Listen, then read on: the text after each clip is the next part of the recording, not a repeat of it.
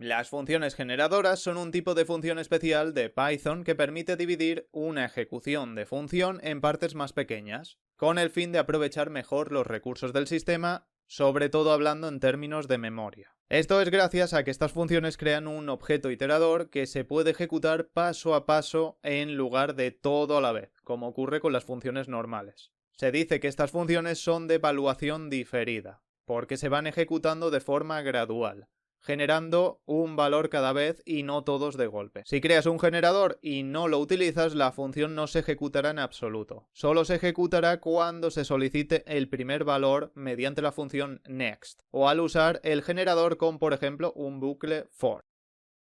La palabra reservada yield es parecida a return, con una diferencia clave.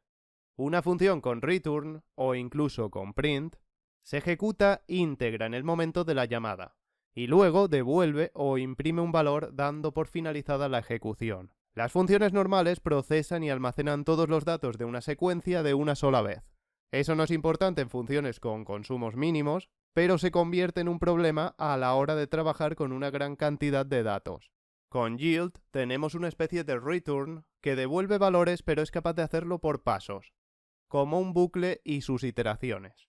Vamos a escribir un pequeño ejemplo. Empezamos con una función normal.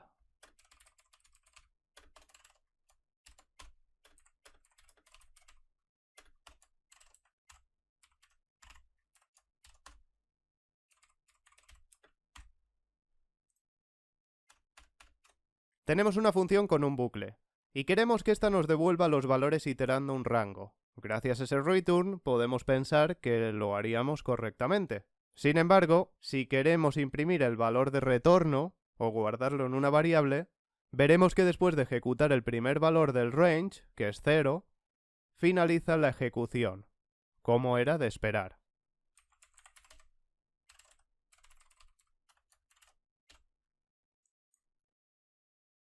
Simplemente tenemos un 0 y finaliza la función. Claro, esto es porque llega al bucle, se le pasa al iterador el valor 0, y por aquí entra dentro del bucle en la primera iteración, devolviendo ese valor 0, gracias a este return i. Y eso es lo que nos sale por aquí, sencillamente eso. Entonces, en este caso, lo que haríamos es lo que hemos hecho muchas veces con los bucles. En lugar de un return, poner print. Y ahora sí, tenemos todos los resultados que se imprimen, porque se va ejecutando un print cada vez, a consecuencia de haber hecho esta llamada aquí.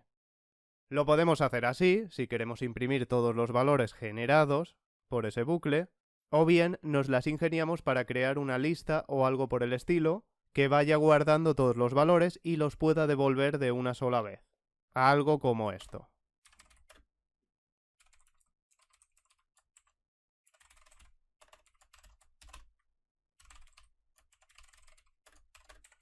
Creamos una lista vacía, ponemos un bucle,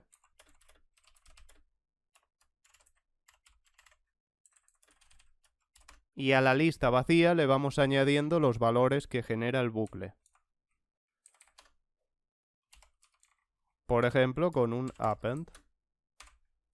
Entonces, cada vez que se ejecute este bucle, le añade a la lista el 0, el 1, el 2 y así hasta el final. Y finalmente queremos que esta función nos devuelva la lista resultante con todos esos valores generados. Pues ponemos aquí un return lista valores. Devolvemos la lista completa. Así solucionamos de otra forma el problema.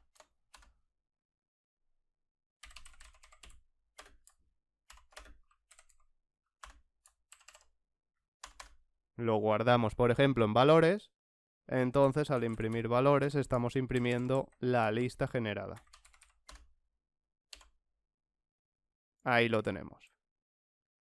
Y seguramente te estés preguntando por qué me estás explicando todo esto con los bucles. ¿Por qué estamos haciendo todas estas cosas? Pues bien, es para que puedas apreciar la diferencia que tiene yield para crear una función generadora. Volvemos a la función sencilla de antes y cambiamos este return por yield. esta palabra reservada de Python. Si imprimimos la llamada, nos va a aparecer esto de aquí. Objeto generador, llamado generadora, es el nombre de la función, en esta posición. Bien, hemos creado un objeto generador gracias a ese yield. Si ponemos return e imprimimos esto, pues tenemos ese valor de retorno. Pero ahí estamos viendo que producimos un objeto generador. Desde el momento en el que llamas a la función, esta queda con su objeto creada, esperando a ser iterada.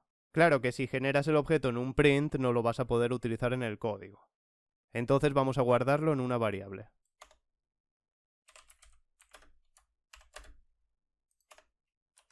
Bien, ya tenemos ese objeto generador en la variable rango.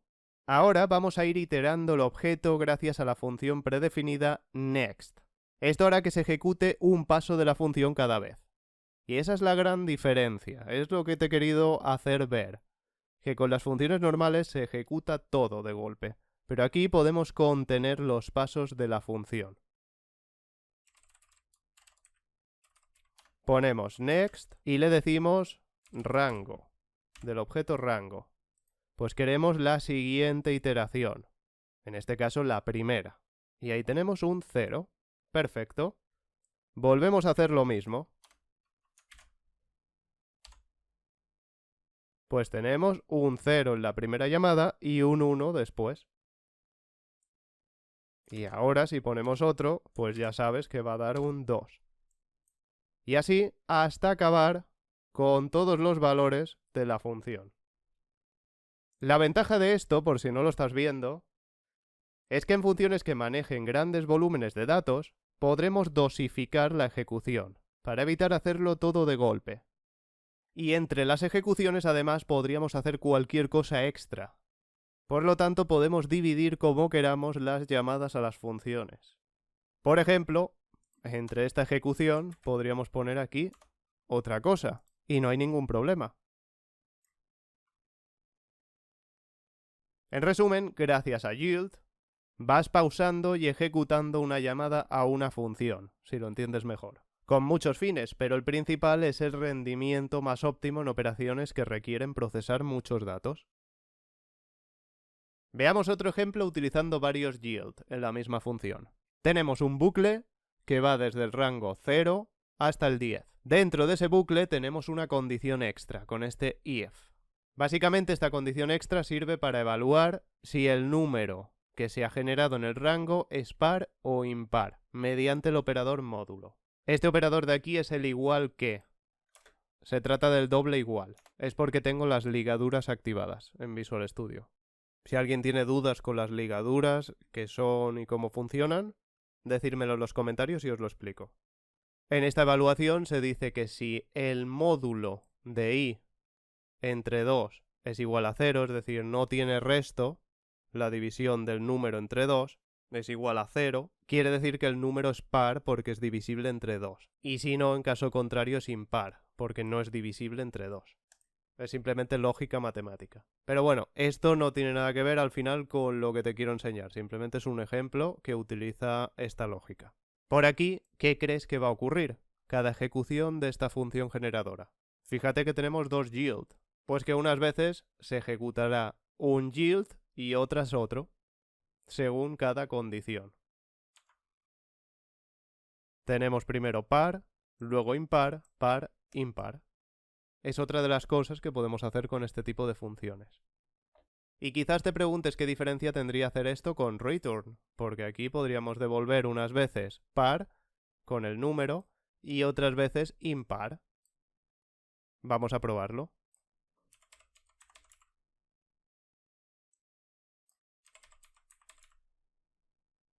Así. Y aquí con return no podemos utilizar next.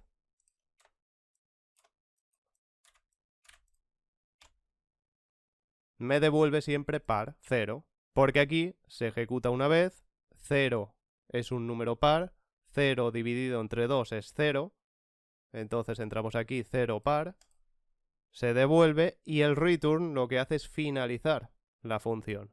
Yield no. Yield nos permite seguir ejecutando la función desde ese punto. Devuelve un resultado, pero no finaliza la función. Eso es lo que quiero que quede claro, esa diferencia. Piensa que con return no creamos un objeto iterable necesariamente. En el caso del ejemplo se devuelve un str que es iterable, pero no es un objeto iterador. Si intentamos utilizar el next con return, por si se te ha pasado por la cabeza, aquí te va a dar el siguiente error. Error de tipo, el objeto str no es un iterador. Aquí si ponemos type rango, nos devuelve un objeto str. Eso es lo que ha generado el return. Pero si utilizamos una generadora, con simplemente especificar este yield,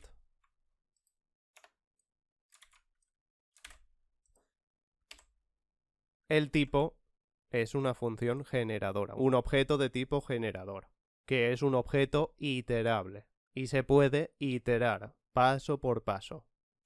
Quiero que quede muy clara la diferencia entre lo que es un objeto iterador o un objeto generador y un objeto iterable. Un objeto generador o iterador se crea utilizando una función generadora, mediante la palabra clave yield. Si utilizamos en una función esa palabra clave de Python, generaremos un objeto generador o iterador. Los generadores crean elementos sobre la marcha y no almacenan toda la secuencia en la memoria de golpe. Gracias a esto son eficientes para manejar grandes cantidades de datos, al poder hacerlo de manera dosificada por partes, a medida que esos datos se van necesitando, o con unas pausas determinadas. Y un objeto iterable es cualquier objeto que se puede iterar mediante un bucle. Puede ser una lista, una cadena de caracteres, una tupla, un set, un conjunto, etc. Veamos las diferencias clave. El generador se crea a través de una función generadora utilizando yield. Un iterable se crea mediante estructuras de datos como pueden ser listas, cadenas, tuplas, etc. El generador crea cada elemento sobre la marcha y no almacena los elementos en memoria. El iterable, en cambio, almacena todos los elementos en memoria. El generador, una vez que el elemento es generado, no se puede volver a generar. No podemos ir atrás. Por ejemplo, hacemos 3 iteraciones con un objeto generador, pues no podemos volver a ejecutar esas partes. Tenemos que continuar hacia adelante, hasta que se termine de recorrer. Y una vez se termina, se tiene que volver a generar con una llamada más. Es decir, tenemos que crear otro objeto generador para poder volver a utilizarlo. En cambio, un iterable lo podemos acceder múltiples veces. Podemos recorrer una lista entera de arriba abajo, ir a la posición 0, ir a la posición 5 y volver a hacerlo en cualquier momento. El generador mantiene su estado a cada llamada. Cada vez que utilizamos next, se pausa y seguimos más adelante, pero el estado, la posición del objeto generador, queda ahí, en espera, hasta que ejecutemos otra parte más. Gracias a esto nos permite retomar la ejecución justo después de la última llamada. Y el iterable no mantiene estado entre iteraciones. Cada iteración empieza desde cero. Por aquí tenemos un iterable, un objeto iterable, no un objeto iterador. Y lo podemos recorrer con, por ejemplo, este bucle. Cada una de sus posiciones. Pero no podemos ir pausando la ejecución, es decir, no podemos ir ejecutando ahora esta posición y cuando nosotros queramos le decimos, pues venga, ahora ejecuta esta otra parte. Sí que podríamos hacer un sistema con condicionales y demás, pero eso no sería una buena solución en este caso. Tenemos una función de Python llamada iter, la cual nos permite generar iteradores, objetos generadores, a partir de iterables. Tenemos esta cadena que es un iterable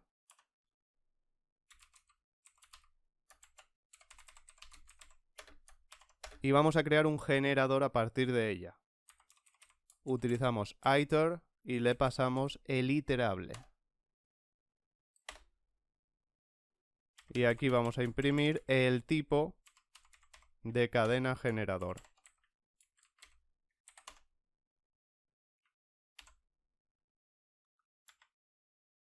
Tenemos ahí un iterador, es otro tipo de objeto, str, ascii, iterator, pero vamos a probar si podemos utilizar next.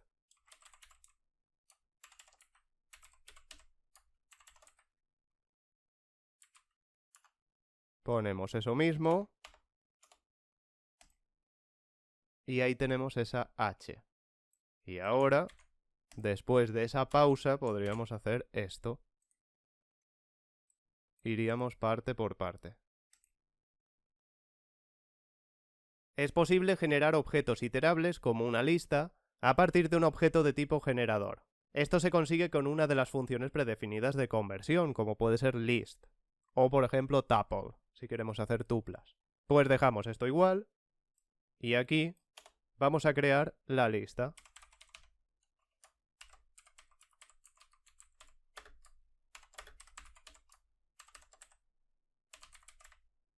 Convertimos ese objeto, que es iterable, en una lista. Y aquí vamos a imprimir la lista para que lo veas.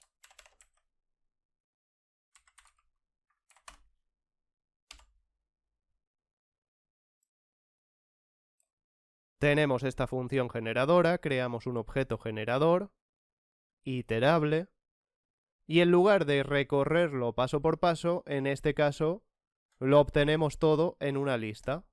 Hacemos esas iteraciones de manera automática y lo incluimos en la lista. Pues teniendo esta lista, que necesitamos acceder a dos iteraciones concretas, al 7 impar y al 2 par, pues vamos a hacer esto. Lista generador, posición 7, el iterador empieza desde el 0, por eso la posición de lista 7 va a ser 7 en este caso. Y aquí la posición 2. Pues tenemos 7 impar, 2 par. Podemos acceder individualmente, mediante esta lista, a cada iteración del objeto generador.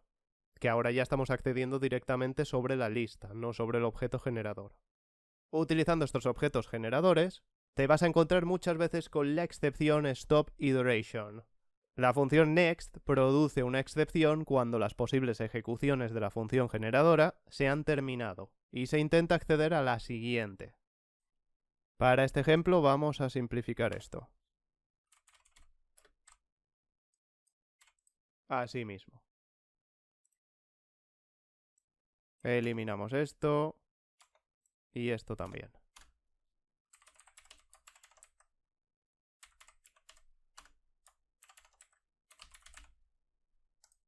Bien. La primera vez tenemos un 0. La segunda tenemos un 1. Tenemos un 2. ¿Y qué ocurre cuando se sale del rango? Esta excepción. Producida en la línea 10. Aquí funciona correcto. 0, 1, 2 y el 3 ya no puede. Esto es simplemente porque se ha acabado el rango. Podríamos decirlo de otra forma, por si lo entiendes mejor, que se ha gastado la llamada a la función. Pero aquí, si la vuelves a llamar, creas otro objeto. En este punto estaremos llamando a ese nuevo objeto. Entonces podemos seguir utilizando la función generadora. Este 0 se produce aquí, en este último print. Si no quieres producir esta excepción, cuando te salgas del rango, puedes controlarla con los bloques try except, como ves aquí. Tema que vamos a tratar en la siguiente parte de este curso. Pero bueno, de momento puedes ver lo fácil que funciona. Ejecuta 0, 1, 2 y cuando ya no tiene más rango que ejecutar la generadora, me dice la ejecución finalizó, en lugar de sacar esa excepción stop iteration. La tenemos manejada por aquí, con este except. Primero se ejecuta esto, y si en algún momento ocurre una excepción, en este caso ocurre, en esta línea, la 11, pues saltará el código del except, en lugar de finalizar de forma abrupta el programa. Y por aquí podría continuar el programa sin problemas. Esta excepción no lo va a detener, como nos ha ocurrido siempre en todos los ejemplos hasta ahora, cada vez que nos salía una excepción. Por eso es muy importante que aprendas a manejar excepciones. Espero que te haya gustado este capítulo. Si es así, apóyalo como puedas para que siga subiendo mucho más contenido. Nos vemos muy pronto con el siguiente capítulo. ¡Hasta la próxima!